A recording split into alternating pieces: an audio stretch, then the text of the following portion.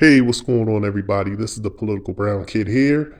Once again, we're talking about love and dating in the age of the internet and remote work because everyone is staying at home and everyone is dating online as opposed to going out and meeting someone. So, here's going to be some things or pointers that I would like to share with females. And this is, some are going to be specific focusing on online dating, but I may give one or two tips about in person dating or trying to date because I'm just noticing a pattern here with, when you read a lot of women's bios, a lot of them specifically say they're tired of the games. They're going through a lot of games with individuals. They can't seem to find anyone or find the right one. And I think I probably know why as being a male because I'm on the other end and I'm seeing some issues where, it just doesn't seem like the females are there. So this is what I'm going to say. I'm just going to give a few things that I think that women could do in order to, you know, um, increase the likelihood that they may find someone. Some of this stuff may be unbending for some individuals, but I think it should help. I would say one of the first things that I think that women should do is they should have an open mind to different individuals or fellas, particularly in terms of looks and or features. What I mean by that is this: when you're looking at dating, at least online, and the experts will even back this up, is that 80% of the women are focusing in on 20% of the guys. So they're only focusing in on the pretty boys, really. Basically, that's what it's telling you. It's like all of the pretty boys are getting all of the dates, and all of the females are focused on those select few pretty boys. So, and of course, the pretty boys, they're going to make time to talk to every single one of you, and they're not going to let you know, hey, look, because how many individuals, even females, no one ever says, well, yeah, I'm talking to you and I'm talking to you're one of five or 10 or three or however other many individuals that I'm vetting. No one ever says that. Everyone talks to you, but it's kind of like an underlying theme that, hey, I'm talking to other individuals until something becomes more serious. So I'm just dating right now and filling people out until I can winnow out some of the individuals and get down to the one individual that I want. Well, the guys are doing the same thing. So if you're dating one of the pretty boys, you should probably say that, hey, he's dating multiple other women too. And, I may be that final one. I may be that final girl standing. I may or may not. But what you should want to do is focus in on some of the other guys who you may not in a way think is appealing because maybe they didn't take great pictures. But what women have to understand is a lot of guys are just not picture people. We don't sit around like females, and at least the females that I've seen. I've seen females like you can be driving in a car and they're just taking pictures because they've either just done their makeup and they're like, oh, my makeup looks fantastic. My eyebrows look fantastic, or my lips look fantastic. The way I put the mascara on, my makeup or my hair is just fine. This is a perfect picture, so I need to capture this moment. We don't take pictures in the way that females take pictures, at least the age range that I'm in. And when you're talking about age range, I'm talking about upper 30s to upper 50s. In that age range, guys aren't just snapping photos all day long. So when you're dealing with an older gentleman that's online dating, you're going to have to probably understand that his pictures probably aren't his better features. Now, again, we could make the statement that guys need to learn to take better pictures, but what I would recommend, because guys are, there are going to be some things that they're just not into doing, is that you're going to have to be able to read through the lines and look at those other guys and say, hey, look, well, he's not that bad. I can see a potential in probably going out with this other individual. But try to talk to other guys that probably don't have the visual looks of an Idris Elba or Brad Pitt, or those top tier looking model type guys, and give some of the other regular looking guys a chance. So that would be number one, the one thing I would say to do. The second thing I would say for females to do would be to work on your profile content, because a lot of the profile content that at least I've been seeing, it's just very negative. The same way females don't want to read guys being negative and talking about, the same way you don't want to go to a guy's page and read, well, females are this, I'm tired of the females doing that, and I'm tired of this, and I don't want that, and I don't want you to have this, and if you look like that, don't talk to me. If you don't want to read all that, we don't want to read that as well. Limit your profile to just being, this is me, these are my likes, this is what I like to do, this is my type of personality, looking forward to meeting you. Or, crack a few jokes here and there, just kind of be a little witty about how you're selling yourself. Sell yourself. Who are you? What are you about? Don't go into what you don't want. We don't need to read that. You will be able to discern once the guys start coming to you, being able to look at their page, and maybe if you take it to the next level, if you ask questions once you get to that level of you matching, then you can probably ask particular questions to weed some guys out, whether you want to go further or not. The third thing I would recommend doing is stop having particular expectations for a life partner. What I mean by that is this. I think some of the expectations that women have in their bios on life partners is a little unrealistic. And I'm going to give this as an example because this is a pet peeve that I've been seeing in profiles.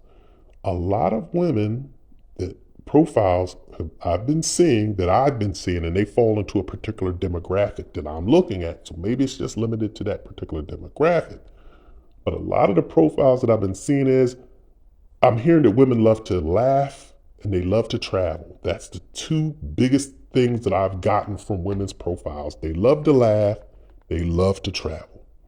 They want a guy that can make them laugh. So they want Dave Chappelle, or they want a guy that just can travel all over the world. He's Marco Polo.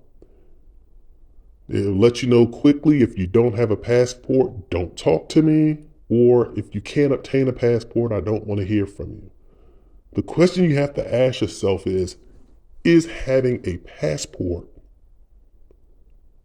necessary for a long-term relationship with yourself? And what I mean by that is this. If you're going to be a person that's saying, let's just say you're at whatever age that you're at, but you're just securing your job where you just plan on taking your laptop and your job, whether it be you're an entrepreneur, whether it be you're a solopreneur, entrepreneur, or you're a hired contractor, or whatever means that you make money, it's just dependent upon you taking your laptop and you're able to go overseas internationally, and you just plan on spending the rest of your life continent hopping while you work. So therefore, you plan on never being in the area that you reside in, whether that be United States, Africa, whatever continent that you're on, should I say United States, Ghana, Nairobi, Tanzania, or so forth, because Africa is a continent. But if you're going to be on the North American continent or an African continent or European continent or Asian continent, whatever continent you're on, if you don't plan on living on one particular continent, then I can understand why you would want someone who has a passport, because you're not going to be home. But if you're going to be stationary on one continent for the majority of your time, then a passport should not be a prerequisite to a relationship. You should be able to say that this guy checks off every other box. He's a provider. He makes me laugh. He's funny. Or not even really just funny. Or it's just we get along well. And when you get along with someone, you can hold a fluid conversation with that individual. It's not forced. It's organic. It's not contrived. You don't have those awkward periods of silence. You're in a relationship, or you're with somebody who you can talk to, you can vibe with, you can enjoy moments of silence with. That's when you really know that you have somebody. When you can both be in the same room, not communicate to each other at all, but it doesn't feel awkward.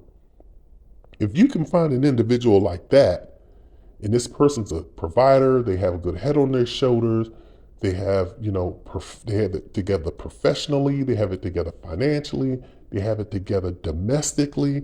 Why is it that you want to weed that person out because that person doesn't want to travel with you. Travel by yourself or travel with your girlfriends. Or maybe they want to, maybe they'll jump on a few trips with you, but maybe you have to just go someplace where a passport is not necessary. But don't make that a prerequisite to your relationship or a deal breaker. Don't make a prerequisite that person having to be 6'5". And what if they're only 6'3"? They've missed it by 2 inches. Don't make those prerequisites. It's something that you can work with.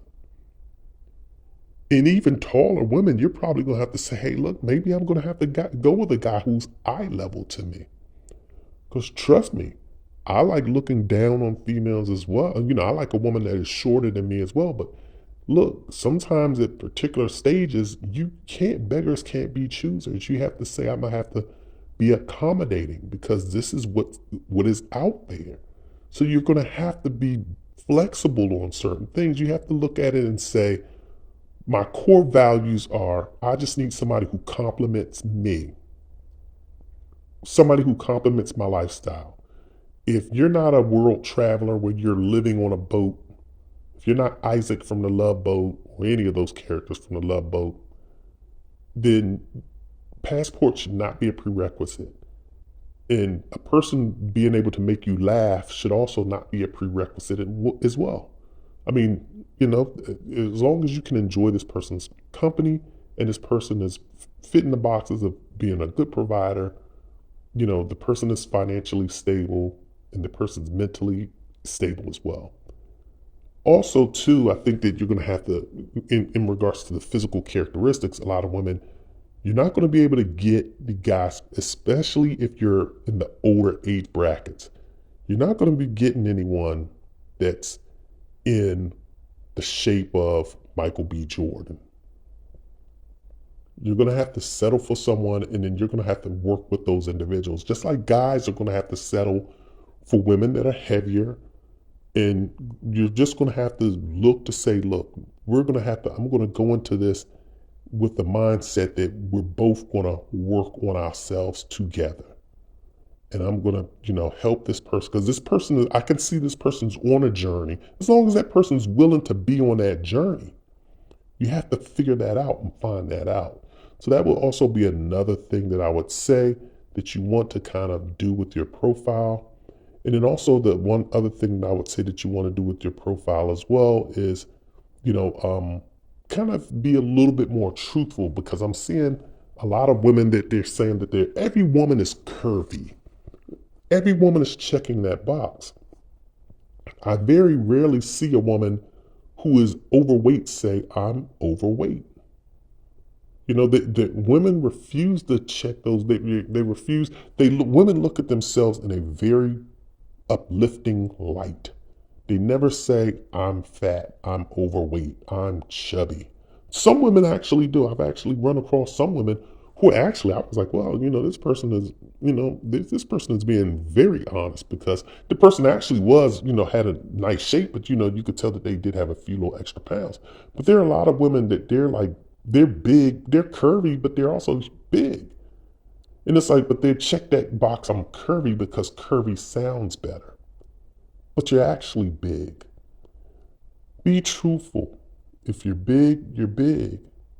If you have, and try to tone down like the amount of, wigs and, lace fronts and wigs and things that you're wearing and kind of just be a little bit more natural in your pictures, or at least show us some pictures of you in your natural state and you with yourself well done up. And then also too, have those full body pictures. Just like you request of guys to have full body pictures, you should have full body pictures as well.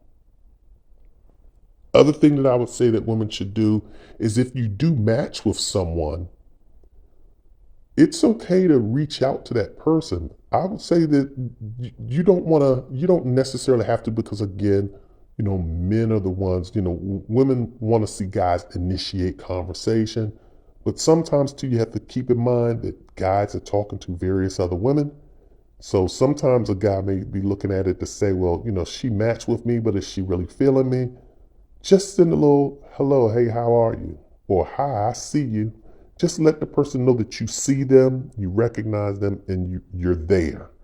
And you're interested in that person approaching you via the internet and starting a dialogue or a conversation with you. So seem approachable on the internet. That's what I would recommend doing. And also too, if kind of venturing out of the internet realm, is when you're out in public, whether it be on your daily routine, make yourself seem available. A lot of times I'm noticing when people travel out and they go out in public, specifically when it's contrived, like when they're out knowing, hey, I'm out trying to find a man. Most of the times when they're out trying to find a man, they're going to your typical bar, club, you're going to happy hour at some spot. You're going to some place where, where it's a public scene where it seems like a pickup spot. What you should do is go alone. Or if you're going to go with your other female friends, enter in as a group, but then split up. You shouldn't really be hovering together. You should be sitting saying, hey, look, I'm not with anyone.